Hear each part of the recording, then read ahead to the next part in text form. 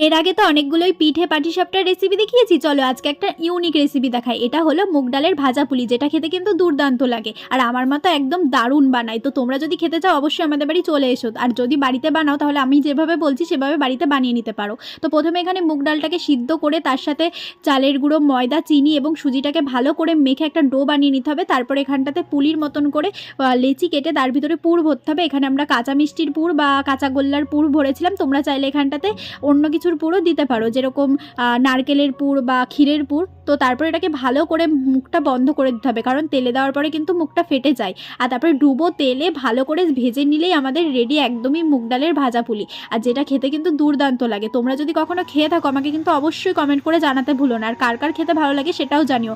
আরও যদি এরকম ইউনিক ইউনিক রেসিপি দেখতে চাও তাহলে অবশ্যই চ্যানেলটিকে সাবস্ক্রাইব করে আমার পাশে থেকো। তো আমাদের পুলি কিন্তু একদমই রেডি, আর খেতে কিন্তু ভীষণ টেস্টি হয়েছিল। তো চলো আজকের মতন এই পর্যন্ত।